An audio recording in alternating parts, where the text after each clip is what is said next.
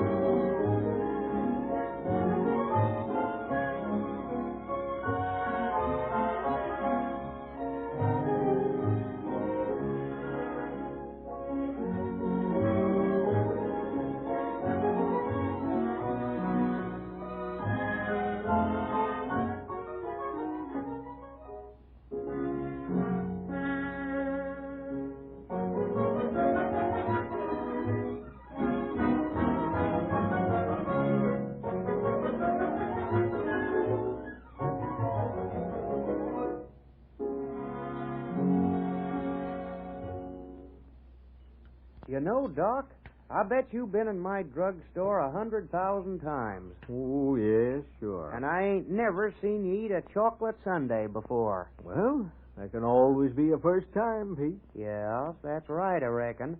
But all it says is how it ain't so much what a man does as what he thinks that counts in the long run. For as he thinketh in his heart, so is he. Is that it? Huh? Oh, yeah, sure thing, Doc. That's it. Now, you take Lawyer Bates upstairs, for instance. What about him? Here. There you are, Doc. Your chocolate sundae. I put some nuts on it, too. Thanks. Yeah. Well, Lawyer Bates, now, he goes around town most of the time with a grouch on. Leastwise, he tries to make folks think that way. He growls around town, yelling all the time that he's going out to foreclose a mortgage or call a loan or something. But he don't never seem to do it. No, Ralph Bates is all right. Why, sure he is. He just seems to get a wallop out of making the folks of Cedarton think he's so tough. But deep down in his heart, he don't think so at all. Of course not.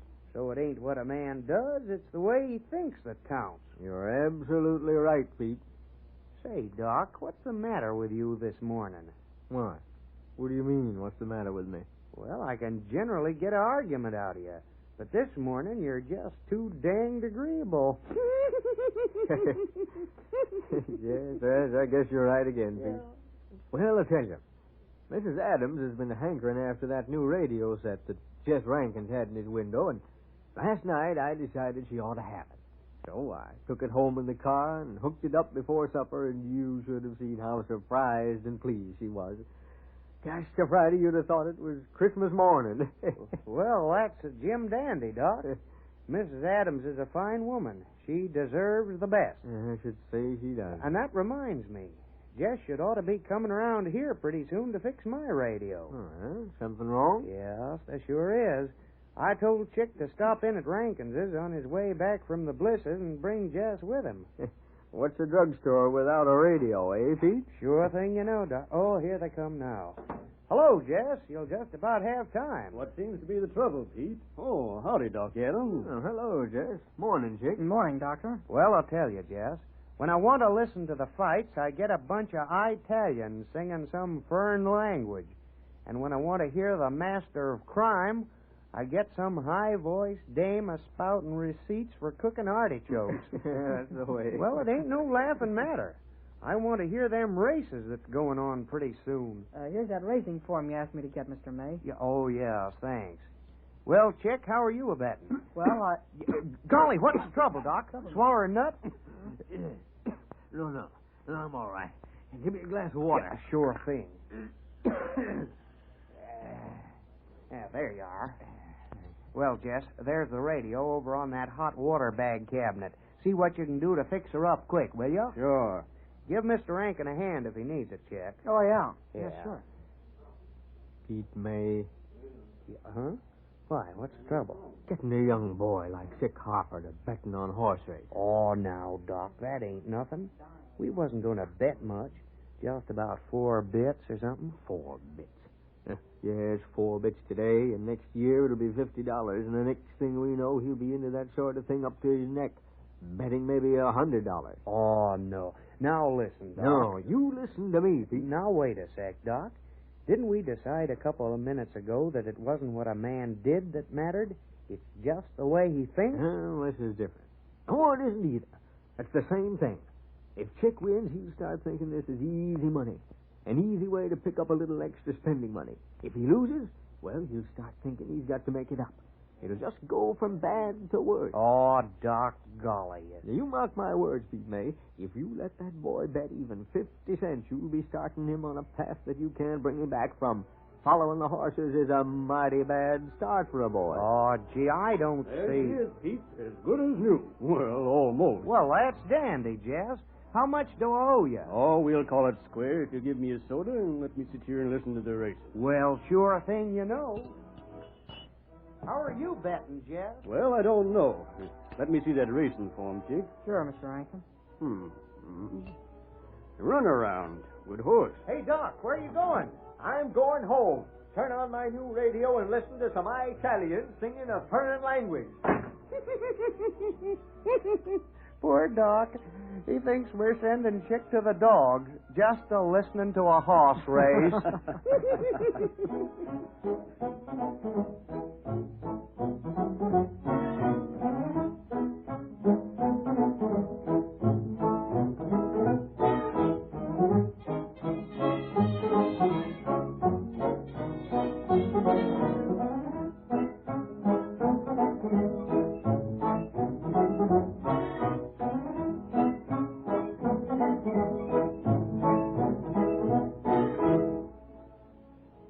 So, you're going to take runaround, are you, Jess? Yep, I think I will. All right, then. I'll take soap bubble. And I'll take on the cuff. Yeah. Well, shall we make it odds or just even? Well, let's just make it even. That'll be okay easier. It's okay with me. Hey, listen, it sounds like they're ready to start. Now, ladies and gentlemen, through the courtesy of Full Bin Horse Food, we bring the broadcast to the final race at the Asmont Park Racetrack with Bert Nyman at the microphone. Come in, Bert. Thank you, Jim. Well, folks, there's a great crowd out here today, and they're all as excited as your announcer is, too. Well, here are the names of the nags, the 8th and final race. It's a grade C handicap for 4-year-olds and up. And here are the horses. On the inside, Runaround with DeWitt up. Number 2, Jumping Jack with Michelson up. Number 3 on the cuff with Jarvis riding. Number 4, Buzzer with Count up.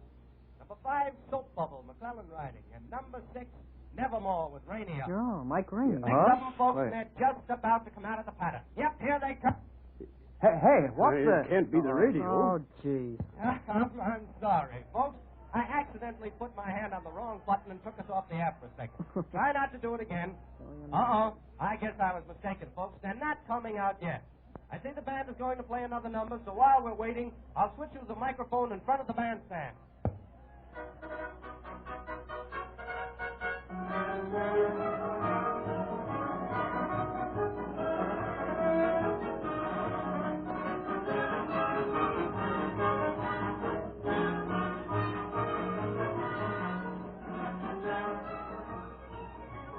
Say, I used to play a piccolo.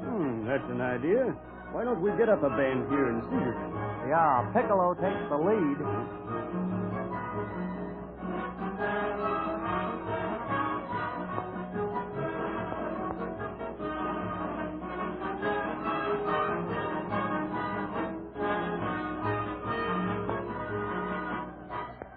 Well, folks, here they come. Don't know whether you can hear the crowd or not because we're up pretty high on top of the grandstand in a little glass enclosed booth. Trainer's leading the horses to the post. Getting lined up now. Yep, in the order we gave you. Soap Bubble is the favorite here today in this event. McClellan's been doing all right, and he knows this horse. In the Armstead stables, by the way. Good. Jumping Jack's living up to his name. He's acting up at the barrier. Getting him calmed down now. And they're just about to... They're off. Oh, there they go. 5, Nevermore takes the lead on the outside. Noses out past Buzzer and Soap Bubble. But Soap Bubble coming up fast. On the top. way behind the rest of them. Jumping Jack is very erratic today. Jockey Michelson can't do a thing with him. Soap Bubble's pulling up at the turn. Soap Bubble passes Buzzer, and he's just about nose to nose with Nevermore. Run around is dropping back now.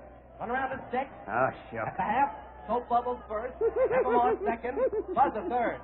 Oh, what's this? On the Cup is pulling up. I thought. Passes Jumping Jack. He's coming up faster and faster. Now on the Cup passes Buzzer. He's pulling up close to Nevermore. Just about a half a length behind Nevermore. Here they come in the stretch. Jarvis is forcing on the Cup, something terrific. He's neck and neck now with Soap Bubble. He may pass him. It looks as though he might. They're coming down. Hey, Jess, for gosh sake, do something to that radio. It isn't the radio, I tell you. Oh, gee, my horse was coming in. I know he was. Well, Doc Adams, when did you come in here? I didn't hear you open the door. So, here are the three great gamblers, eh? I told you no good would come with this, Pete. Oh, quit it, Doc. Don't rub it in. Sorry, ladies and gentlemen, but there seems to be some mechanical difficulty at the track prohibiting us from bringing to you the finish of the last race today. Mechanical difficulties. And furthermore, because of previous commercial commitments, we shall be unable to return to the track now anyway. And so, through the courtesy of Kloppenstein's Flower Shop, Chick, we turn bring you a that thing delightful half off. hour with Jet Masters and his music. With a treat. Oh, Doc, for gosh sakes. Can't you lay offness now? Well, Pete, it just goes to show, when you start leading a young boy astray like you and Jeff Rankin have been leading Chick here... Huh? Who, me? Yes, you, Chick Hopper. I mean you, nobody else. Why, the idea of such a thing. These two supposedly upstanding, upright citizens of Cedarton betting on horse races with a clean-cut young lad like you. Why, it's preposterous. That's what it is. If you'd never run into these two, you'd probably never have known there was such a thing as a horse race. Why, Dr. Adams, what are you talking about?